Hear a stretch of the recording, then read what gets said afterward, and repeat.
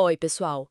Hoje a gente vai mergulhar numa descoberta bem intrigante do telescópio James Webb, lá na nebulosa de Órion. Isso mesmo. Se preparem, são objetos do tamanho de Júpiter flutuando livres no espaço, só que olha só, aos pares. Exatamente. Uma coisa que parece que desafia o que a gente entende sobre como os mundos se formam. Correto. A gente está falando dos objetos binários de massa de Júpiter. O apelido é Jumbles. Jumbles. São sistemas duplos, né? Cada um ali tem entre meio e 13 vezes a massa de Júpiter. E encontraram uns 40 pares desses lá no aglomerado do Trapézio, que é bem jovem, ali no coração de Órion. E eles são super jovens mesmo, né? Coisa de 1 milhão de anos só. E bem quentes, tipo 700 graus Celsius. Isso. E o que chama muito a atenção é que eles orbitam um ao outro, mas a distâncias enormes. Tipo quanto? Olha, varia de 25 até quase 400 vezes a distância da Terra ao Sol. É muita coisa. Nossa! E a análise da luz deles, a espectroscopia, né, mostra vapor d'água, monóxido de carbono, metano. Aham. Quer dizer, assinaturas que a gente realmente espera de gigantes gasosos ainda jovens. Jumbos, adorei o nome, é muito bom. Parece que o pessoal da astronomia tem um talento para essas siglas criativas, né? Lembra dos WIMPs e machos da matéria escura? Ah, sim, é uma tradição simpática. Mas voltando aos jumbos, o que deixa todo mundo intrigado é que, pelos modelos que a gente tem hoje, Sim. a existência deles é, assim, quase impossível. A gente já conhecia planetas órfãos, sabe? Aqueles que vagam sozinhos. Sim, os errantes. Isso. Mas encontrar pares, ligados para a gravidade sem uma estrela ali por perto, esse é o grande mistério. Tá, mas por que exatamente é tão difícil de explicar? Onde que os modelos falham? Então, basicamente, tem dois caminhos principais para a formação de objetos assim. E os dois tropeçam feio com os jumbos. Ok.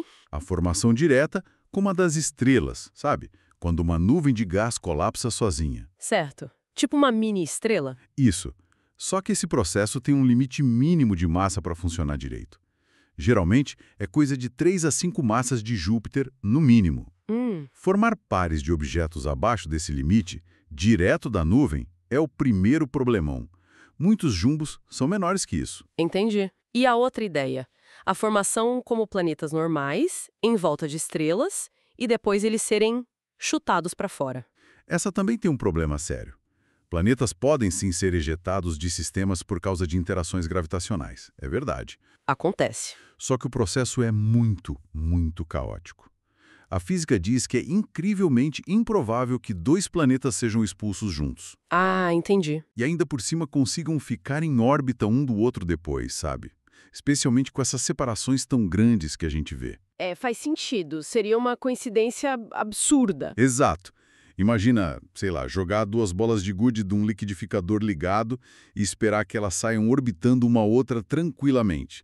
A chance é mínima. Boa analogia. E o fato de ter encontrado tantos, você falou em 40 pares, né? Isso dá uns 9 a 10% dos objetos parecidos que o Webb viu lá em Órion. Precisamente. Isso torna a ideia de ejeção acidental ainda mais difícil de aceitar. Imagina, não pode ser só sorte. Exatamente.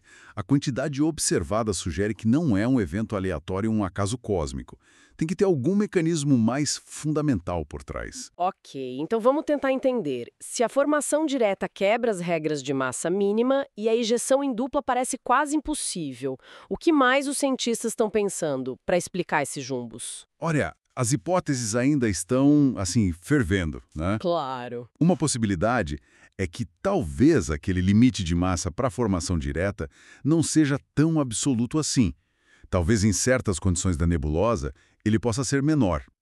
Uma flexibilização da regra. Outra é revisitar a ejeção. Será que existe algum mecanismo específico, que a gente ainda não conhece, que favoreça a expulsão de pares? É difícil imaginar, mas... Mas não impossível de investigar. Não. E tem uma terceira via, que talvez seja mais radical. Que seria? A possibilidade de um mecanismo de formação totalmente novo. Algo que a gente nunca considerou. Uau! Talvez, por exemplo, ligado à fragmentação de discos de gás e poeira que não estavam orbitando uma estrela central, formando esses pares direto ali no espaço interestelar. Agora sim ficou realmente interessante. Quer dizer, o universo está basicamente falando pra gente: Vocês achavam que sabiam como fazer planetas? Pensem de novo. É um ponto-chave. O que é fascinante aqui é que essa descoberta não é só uma curiosidade cósmica. Ela força a gente a reavaliar teorias que pareciam bem estabelecidas sobre como estrelas e planetas nascem. Certo. Sugere que existe uma diversidade de processos lá fora, talvez linhas de montagem cósmicas que a gente nem imaginava. E, quem sabe, né? Isso pode até ajudar a entender melhor a infância do nosso próprio sistema solar, que a gente sabe que também foi bem caótica. Então, o que tudo isso significa no fim das contas? Esses pares misteriosos flutuando em Órion não são só uma anomalia. Eles podem estar, de fato, reescrevendo partes importantes da história da formação planetária. Exatamente. E levanta uma questão bem importante. Qual? Se esses objetos que parecem impossíveis são até relativamente comuns numa região que a gente estuda tanto, como Órion, que outras surpresas o universo ainda aguarda? Que outros processos fundamentais de formação cósmica a gente ainda não entendeu completamente? Deixa aquela pergunta no ar para a gente pensar, né? Será que os jumbos são um vislumbre de um caminho diferente, talvez mais extremo, mas ainda assim um caminho na formação de sistemas?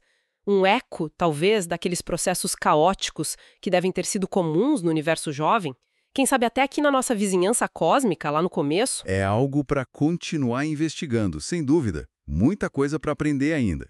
Com certeza, material para muita pesquisa e, claro, para futuras conversas aqui.